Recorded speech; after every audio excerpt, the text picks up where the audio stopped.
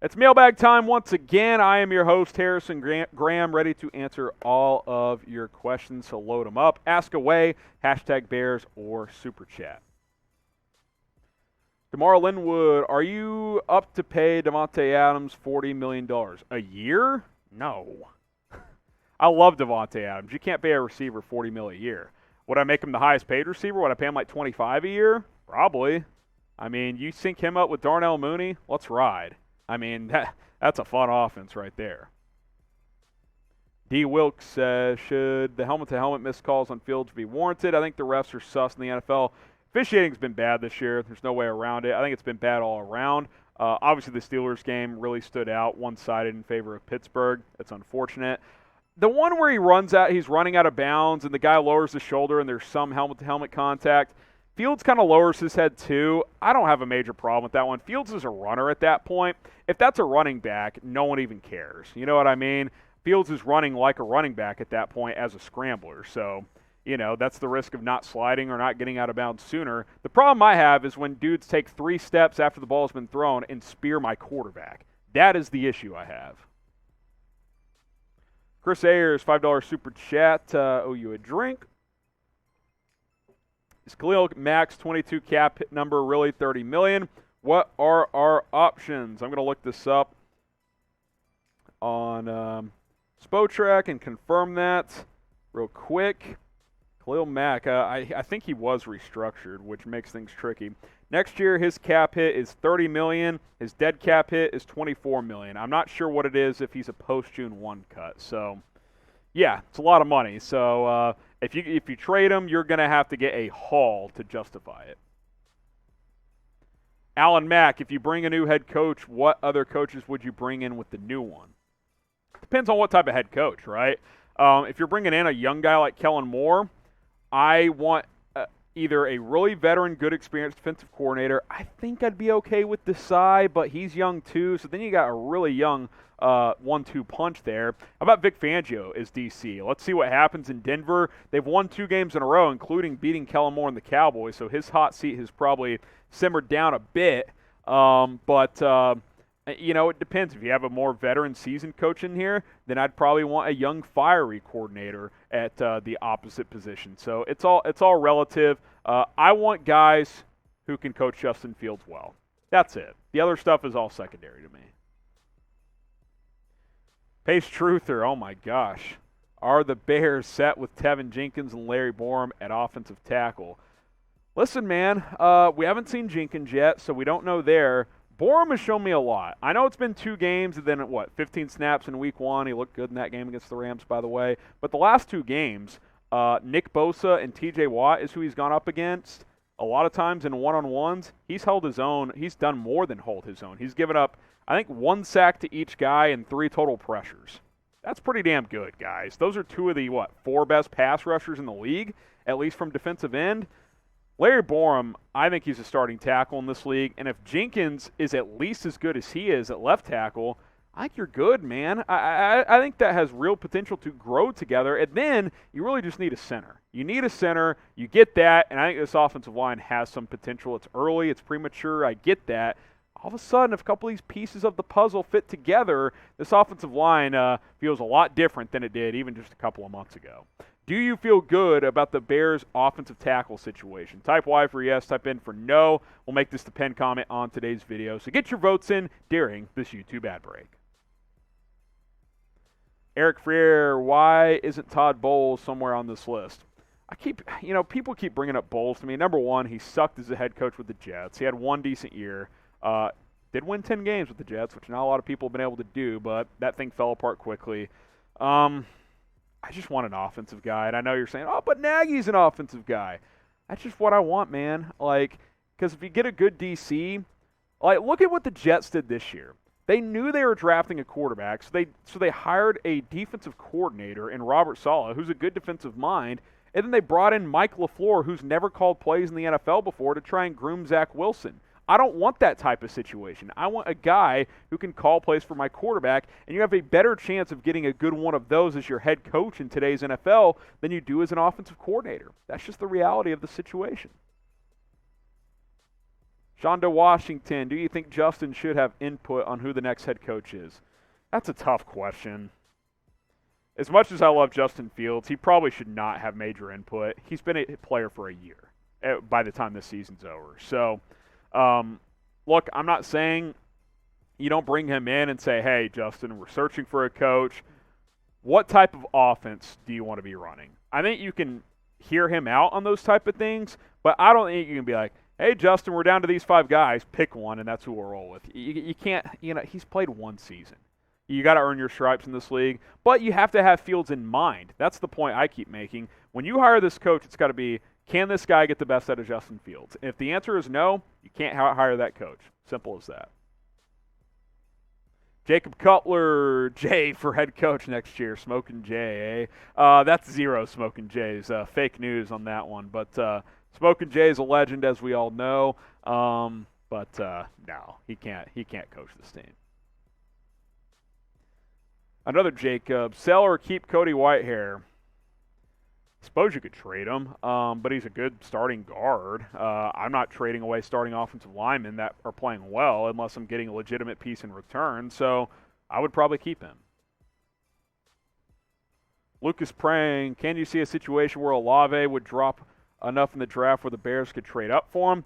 They could. The problem is can you keep trading up in drafts? They did it twice last year for Jenkins and Fields, obviously. Look, I'd be tempted, obviously, but you're already light on draft capital, and at some point that catches up to you because then you have a bunch of veterans, and those cost more than players on their rookie contracts. It makes, your salary cap situation very tricky. But I do think this is a good receiver class, and you should be able to get a good player in the second round, and that's very much a possibility. Guys, we're trying to get to 37,000 subscribers. We can only do it with your help. YouTube.com/BearsNow. We publish daily videos. You can only be a part of these mailbags, by the way, when you join us live on Tuesdays at 4 o'clock Eastern, 3 o'clock Central Time. Don't be a fraud. Don't be like a Packers fan who doesn't have any good YouTube channels out there. We have the best Bears channel here on YouTube. Subscribe, join the movement, and let's keep this channel growing. Xavier Javier, why even have a penalty on taunting? What did it hurt the other people's feelings? Boo-hoo, it was supposed. Boo-hoo, it was supposed. Now nut up and play better football so they can't taunt. A lot going on there. To simplify it, I agree. I think it's a stupid rule. I think it's a soft rule. This is a physical sport that you have to be borderline insane to play in the first place. If you make a sack like that called up from the practice squad, yeah, you can stare down the other team. If that hurts your feelings, well, don't give up a sack. I mean, I don't know what to tell you. It's like people in baseball who says, if you bat flip, you're a fraud. You're breaking unwritten rules. Well, I think you're weak if that's your mindset. So I don't agree with it. I think it's a stupid rule. And the fact that Mike Tomlin comes out on Tuesday after the game and says it's a good rule because he's on the competition committee, well, of course he thinks that because it saved his team's ass. It's a bad rule. It's good for nobody, and it's bad for us as people watching these games. Go Bears. What are your thoughts on trading A-Rob for OBJ? Well, OBJ, depending on when you're watching this, he cleared waivers, so he's not currently with the team. And if he's on a team by the time you're watching this, that team is just going to keep him, so I don't anticipate that. Plus, the NFL trade deadline has passed. All right, Maurice Darden. You mean to tell me Duke Shellier, DeAndre Houston-Carson isn't better than Vilder? Teams are looking to throw his way, and he looked lost on that last drive. Well, number one, Duke Shellier can't play outside corner. He's too small. Houston-Carson. By the way, I do want to say this because Duke Shelley's dad may or may not have hit me up in my DMs in the past. And, hey, classy guy. I appreciated the interaction.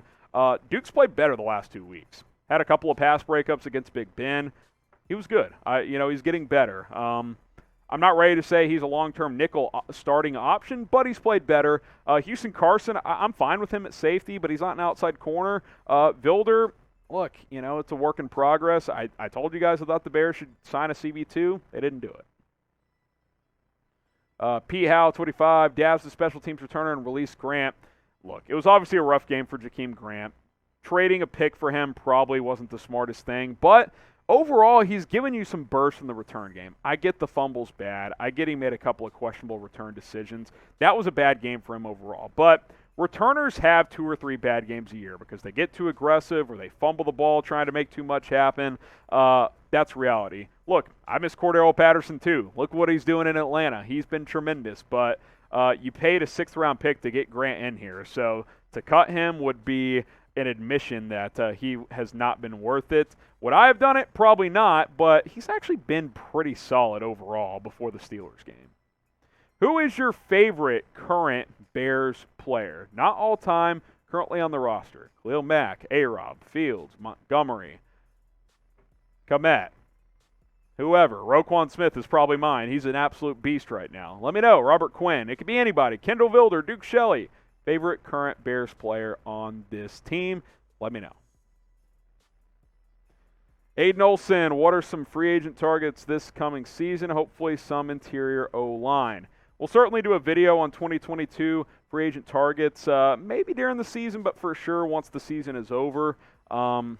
Interior O-line. For sure center, I'm fine with Cody Whitehair.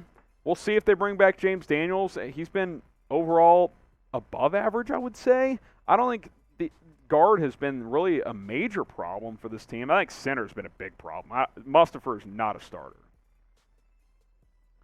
Haunting history, do you think Joe Lombardi, the OC from the LA Chargers, will be someone to consider as a coaching position? Maybe. He's not as high on my list. He could be more of a second or third type of candidate.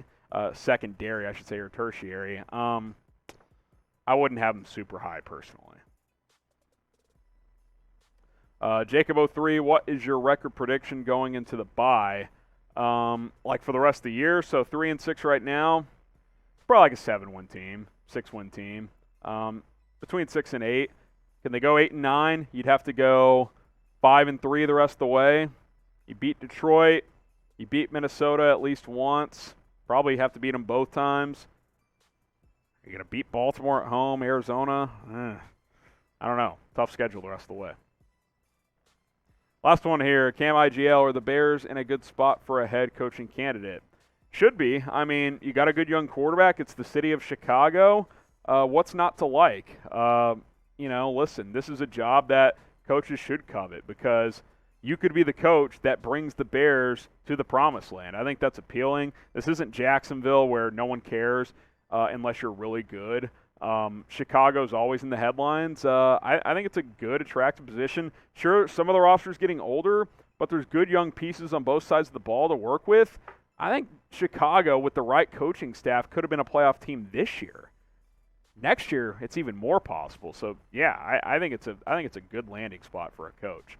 Follow me on Twitter at HGrahamNFL. I'm sorry we can't answer everybody's questions, but you can ask away over there as well. Give me a follow, slide in the DMs, tweet at me. I'm always keeping up with my tweets at HGrahamNFL, and we can interact over there.